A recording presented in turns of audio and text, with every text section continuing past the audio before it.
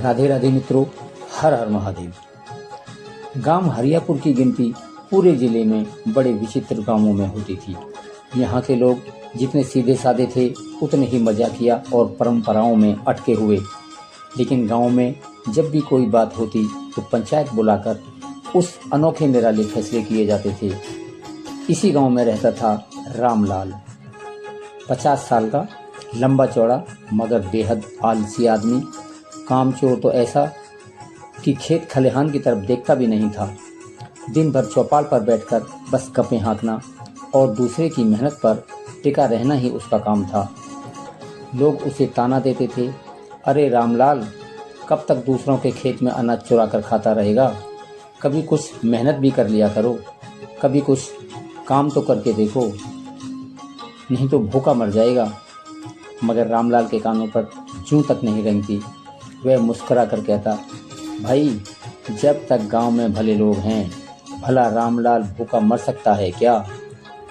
एक दिन गांव के चौपाल पर खूब हंसी मजाक चल रहा था।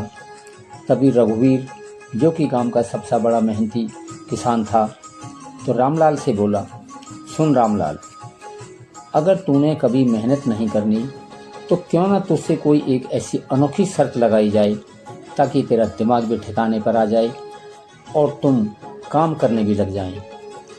तो ये बात सुनना था कि गांव वाले ठहाका मार मार कर हंस पड़े। अरे रामलाल ऐसा भी कर सकता है क्या? रामलाल को भी ये बात बुरी लगी, मगर उसने अपनी सेखी बघाड़ते हुए कहा, अरे शर्त, मैं हर शर्त देख सकता हूँ।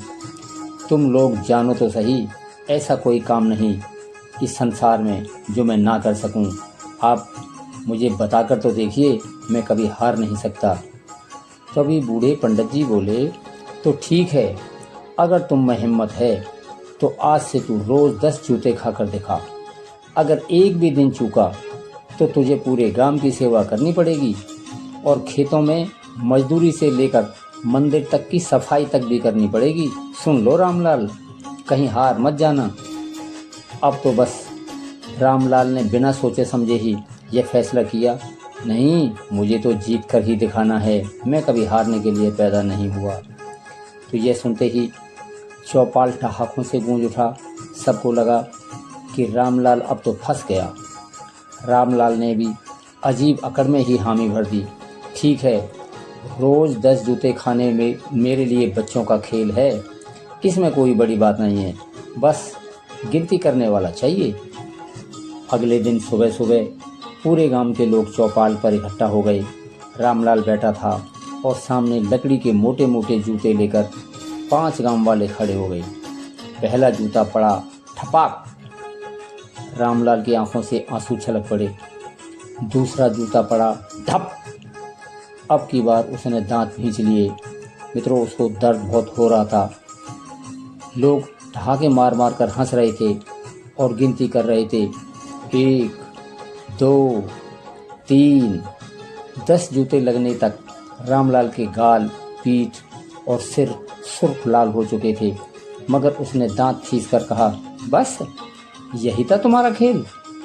मैं रोज खाऊंगा, देखते जाओ।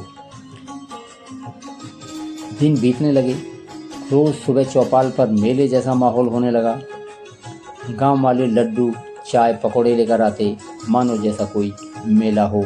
बच्चे भी हंसते, खिलखिलाते, गिनती करते।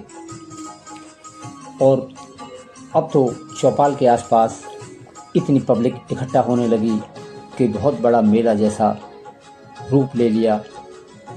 8, 9, 10 रामलाल रोज जूते खाता और फिर गर्व से सीना फुलाकर कहता, देखा, मैं हारा नहीं हूँ, मैं कभी हार नहीं सकता। धीरे धीरे यह गांव की दिनचर्या बन गई। आसपास के गांवों में चर्चा फैल गई कि हरियापुर में एक आदमी रोज 2 जूते खाता है। लोग दूर दूर से तमाशा देखने के लिए आने लगे। चौपाल पर भीड़ लगने लगी, यहाँ तक कि जूते खाने का कार्यक्रम मनोरंजन का साधन बन गया। अब तो हालत यह हो गई कि रामलाल के जूते खाने के शो के टिकट बिकने लगे। कोई 1 रुपया देकर देखने आता, कोई 2 रुपये देखने आता। भीड़ इतनी बढ़ी कि चौपाल में बैठने की जगह नहीं रही। जो आगे कुर्सियों पर बैठते वो ज़्यादा पैसे देते, जो खड़े होकर देखते वो कम पैसे देखते। अब तो गांव वालों के पैसे इकट्ठे होने लगे।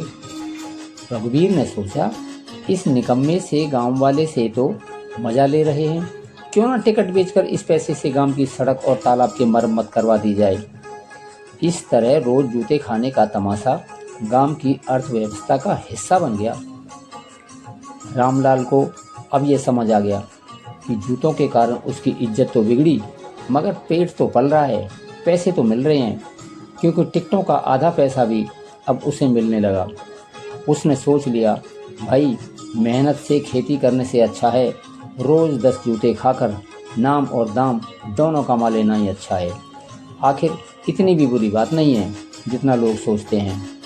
अब वह खुद मंच पर बड़े गर्व से कहता, हाथ जोड़कर कहता, भाई गांव वालों तैयार हो जाइए, आज का पहला जूता।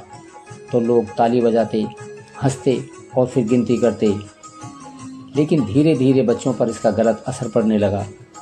छोटे छोटे बच्चे मजाक में भी कहते, जो स्कूल जाते थे वो भी सब बच्चे बस एक ही बात कहते, अगर कुछ नहीं करना तो जूते खा लो, पेट तो भर जाएगा।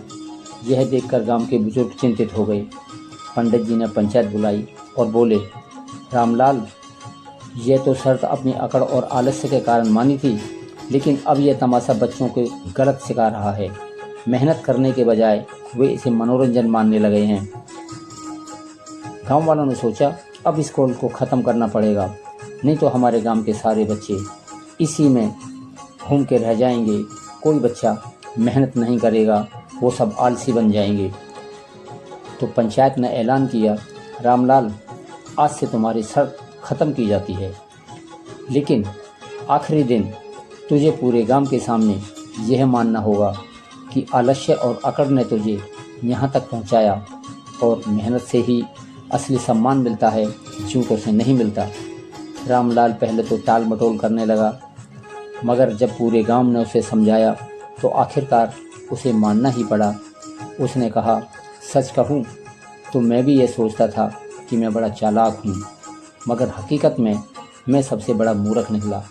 मेहनत छोड़कर मैंने जूतों का रास्ता अपनाया और तमाशा बनकर रह गया। अब मैं खेती करूँगा और अपने बच्चों को सिखाऊंगा कि मेहनत ही सबसे बड़ी ताकत है। उस दिन के बाद हरियापुर में रोज़ के तमाशे बंद हो गए। रामलाल खेतों में काम करने लगा और धीरे धीरे उसकी गिनती मेहनती लोगों में होने लगी। गांव वालों ने भी इस बात से सबक लिया कि मजाक अपनी जगह ठीक है, लेकिन आलस्य और निकम्मापन अगर बढ़ जाए तो आदमी तमाशा बन जाता है। यही थी उस अनोखी शर्त की कहानी, 10 जूते रोज़ खाओ। मित्रों, यह कहानी हमें कुछ सिखाती भी है। आलस्य और अकड़ इंसान को हास्यप्रद बना देती है। मेहनत ही असली सम्मान और सफलता की कुंजी है। मनोरंजन के लिए की गई चीज़ें कभी आदत ना बने, वरना समाज पर गलत असर डालती है। नाम कमाने के लिए शॉर्टकट अपनाने की बजाय मेहनत करना ज़्यादा अच्छा रहता है। तो मित्रों, यही थी आज की कहानी। यह कहानी आपको कैसे लगी कृपया करके हमें आप ज़रूर बताइएगा। कमेंट्स में हर हर महादेव, जय श्री कृष्णा, राधे राधे ज़रूर लिखें। और आपको कहानी अच्छी लगी है तो कृपया आप इसको अपने मित्रों को शेयर करें। और अभी तक आपने हमारा शिव अमृत स्टोरी चैनल सब्सक्राइब नहीं किया है तो ऐसी ही प्रेरणादायक कहानियाँ सुनने के लिए आप हमारे चैनल को अभी सब्सक्राइब करें। बेल आइकन की घंटी को ज़रूर दबाइएगा, क्योंकि आने वाली वीडियो की नोटिफिकेशन सबसे पहले आप तक पहुंच सके। आपने अंत तक हमारे वीडियो देखा, इसके लिए बार बार धन्यवाद। हर हर महादेव, जय श्री कृष्णा, राधे राधे।